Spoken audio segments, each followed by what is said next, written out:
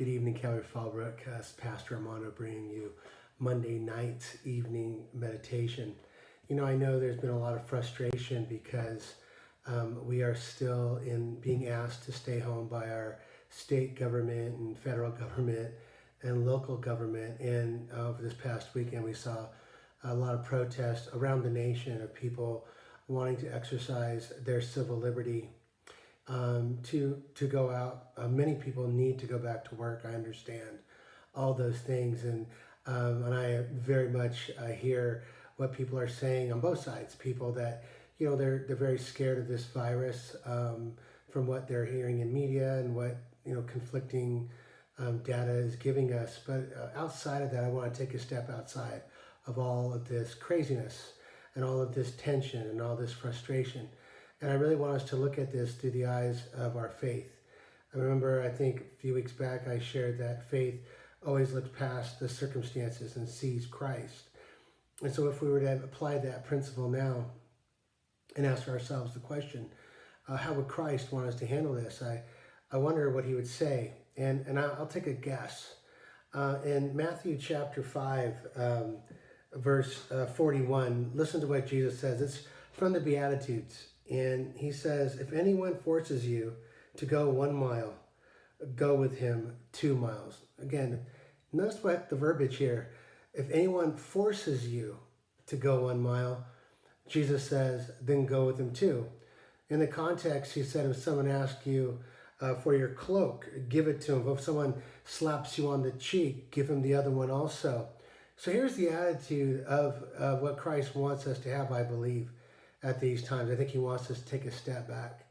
And we are being asked to do something that we don't like. I get it. I'm with you. I'm tired of celebrating birthdays over Zoom. I'm tired of having staff meetings over Zoom. I'm tired of having church over Facebook and YouTube. And I thank God for those platforms, but I'd much rather be with the church body, worshiping together, laughing together, being with each other. And I miss my family and my church family so very much. But I think if I was to take a step back and ask God to fill me with his Spirit and to give me the mind of Christ and to give me the heart of Jesus.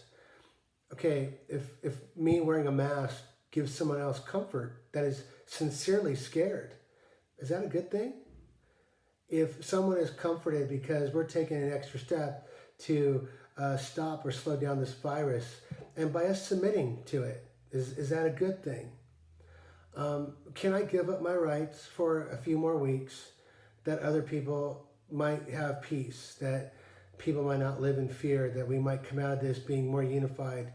But the way I look at it now, and again, our country's been so divided for so long, and again, we're seeing us divide. So as I speak to us as followers of Jesus Christ, Jesus, should I wear a mask for a day? I think he would say wear it for 2 days. Jesus, should I wear a mask for 1 month? I think he would say to us, wear it for 2. And by doing so, we fulfill the great commandment, to love the Lord thy God with all thy heart, all thy mind, and all thy soul. And here's the application of it in real life, and to love thy neighbor as thyself. And I hope that as we prayerfully consider the teachings of Christ, when we are being stretched, when we are being made uncomfortable, I hope our response would be the same as our Savior's in the Garden of Gethsemane. Lord, not my will, but thine be done. I love you, Calvary Fallbrook. Again, if you have any needs, please feel free to email, text somebody within the church, to contact us, to use our prayer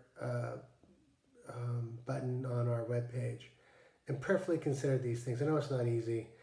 Believe me, if you were to hear the things I said to my wife, you would say, but this is what I'm struggling with, so that's why I'm talking about it. I know Christ was telling me, is it okay for you to go the extra mile? Of course, Lord, for thy glory, I will obey. God bless you guys. We'll see you soon. Bye-bye.